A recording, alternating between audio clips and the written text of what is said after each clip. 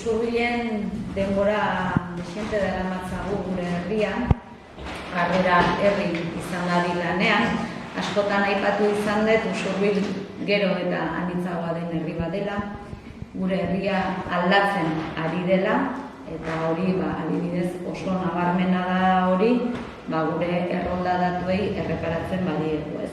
Azken urteetan Usurbiko udaleko errolda datuak hartu ez gero, errolda datuek erakusten digute azken urteetan izugarri ugaritu dela beste herrialdetatik gurera etorri diren herritarren kopurua, eta beraz gure herrian jatorri, kultura, hizkuntza, erlijio, eta oro har esango nuke identitate aniztasun handia dagoela, eta aniztasun hori ondo kudeatzea badela erronka handi bat gure herriarentzat. Eta horretan behar dugu esan bezala, identitate aniztasunak kudeatzeko eredu demokratiko propio, integral, parte hartzaile, inklusibo eta arrazakeriaren aurkakoa osatu nahian. Azken hilabeteotan etorri berriei egiten diegun harrera errebisatzen aritu gara, guretzako hor jarri dugu lehentasuna, ezinbestekoa delako harrera on eta egoki bat egitea, beste guztiak kudeatzeko ezinbesteko oinarria delako, eta lehen osan dudan bezala ere Usurbil benetako harrera herri izateko.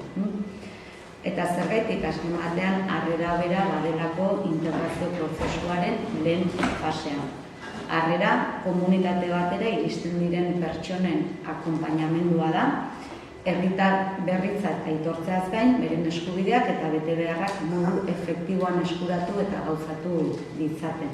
Talde horretatik, funtsezkoa da, ingurune instituzional, sozial eta administratibo berria ezagutzera ematea, eta helburu horretarako ere baliabide eta zerbitzu propioak eta espezifikoak sortzea. Eta esan bezala hori izan da zuzen ere azken urteetan egin duguna Usurbilen. Harrera hori egituratu. Harrera hori egituratu dugu gainera bi dimentsiotan. Alde batetik udal barrura begira edota udalak egin beharreko hori zehazteari begira, eta bestetik komunitateari dagokiona. Etxeko lanak eginak ditugu beraz, seguraski badago gehiago egiterik, baina etxeko lan batzuk egin ditugu, eta zentzu horretan hainbat baliabide aktibatu ditu udalak harrera ahalik eta egokiena izan da. Alde batetik, 2023ko ekainan harrera zerbitzua martxan jarri genuen, eta orduz geroztik ona 50 pertsona inguru hartatu ditugu harrera zerbitzu horretan. Beste alde batetik ere, baliabideen gida argitaratu genuen, gure ustez ere gida edo baliabide importante bat. Azken batean, toki berri batetara moldatzeak ekartzen dituen zailtasun horiei begira eta bide hori erraztu nahian, gure herriak eskaintzen dituen baliabideen berri ematen delako, eta gainera baliabide hori 4 hizkuntzetan argitaratu genuen, euskera gaztelania, euskera inglesa, euskera frantsesa eta euskera arabiera.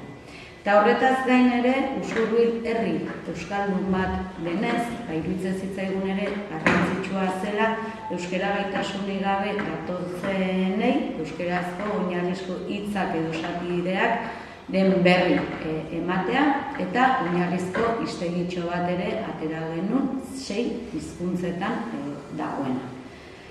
Beraz, esan dagoa, udalak egin dezakena asko da, horretan behar dugu, baina gure ustez ez da aski. Ez da aski, iruditzen zaigulako, komunitateak ere, herritarrek ere asko egin dezaketela integrazio prozesu horretan laguntzeko. Eta injustu, helburu horrekin jarri genuen martxan iaz, harreman izena eman genion proiektua.